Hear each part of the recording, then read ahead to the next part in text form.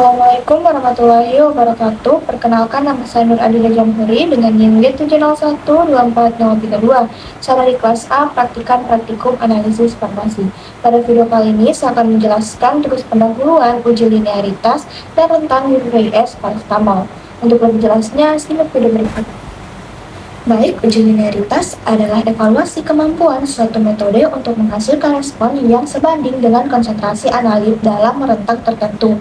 Nah, dalam konteks ini, hukum Lambert-Beer menyatakan bahwa absorbansi seharusnya berbanding lurus dengan konsentrasi analit. Sedangkan rentang yaitu mengacu pada kisaran konsentrasi di mana metode tersebut masih dapat memberikan hasil yang akurat. Misalnya, jika kita mengukur konsentrasi dari paracetamol, rentang mengacu pada konsentrasi minimum dan maksimum yang dapat diukur oleh metode tanpa kehilangan akurasi. Biasanya rentang yang diterima adalah antara 80% hingga 120% dari konsentrasi nominal yang diinginkan. Selanjutnya, hukum Lambert-Beer adalah rumus yang menjelaskan hubungan antara absorbansi dengan konsentrasi zat dalam larutan. Hukum ini mengatakan bahwa absorbansi akan semakin besar jika konsentrasi zat dalam larutan semakin tinggi.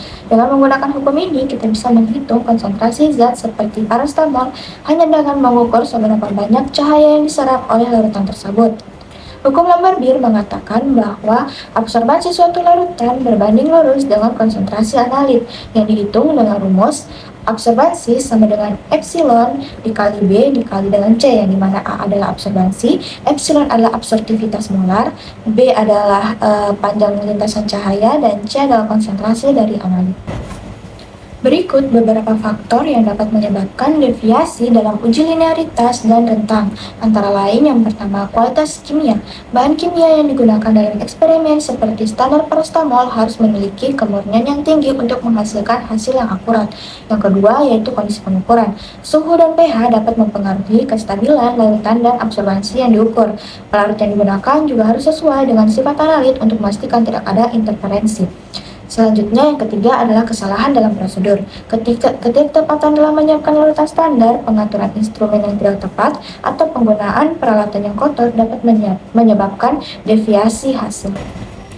Jadi, nilai R atau koefisien korelasi adalah ukuran statistik yang menunjukkan seberapa kuat hubungan linear antara dua variabel. Semakin mendekati nilai R sama dengan 1, semakin kuat dan sempurna hubungan linear antara kedua variabel tersebut. Dalam konteks spektrofotometri UVS, nilai R digunakan untuk mengukur sejauh mana hubungan antara absorbansi dan konsentrasi analit. Misalnya, paracetamol bersifat linear. Untuk metode kuantitatif yang menggunakan spektrofotometri UVS, nilai R yang mendekati 1 menunjukkan hubungan antara absorbansi dan konsentrasi analit sangat baik. Dengan kata lain, linearitasnya itu tinggi. Nilai R lebih dari 0,995 dianggap memenuhi kriteria penerimaan untuk linearitas metode dalam spektrofotometri UVS. Dengan kata lain, jika nilai R lebih sebesar atau sama dengan 0,995, maka metode kuantitatif tersebut dianggap valid dan dapat digunakan untuk pengukuran konsentrasi analit yang akurat. Nah, dalam bidang farmasi, uji linearitas dan rentang sangat penting untuk memastikan bahwa metode analisis yang digunakan dapat diandalkan dalam mengukur konsentrasi obat dalam berbagai rentang konsentrasi yang relevan. Hal ini penting untuk pengendalian kualitas obat, di mana obat harus memenuhi standar tertentu dalam konsentrasi dan potensi.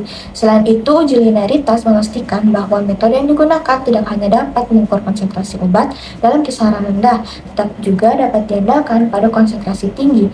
Dalam konteks pengawasan obat, pengujian linearitas memungkinkan pemeriksaan terhadap stabilitas dan kualitas obat selama distribusi dan penyimpanan. Tanpa uji linearitas yang baik, pengukuran konsentrasi obat yang tidak akurat dapat mengarah pada masalah kesehatan seperti overdosis atau dosis yang tidak memadai. Sekian penjelasan singkat dari saya, kurang lebihnya saya mohon maaf. Apabila ada kesalahan kata, mohon dikoreksi. Wassalamualaikum warahmatullahi wabarakatuh.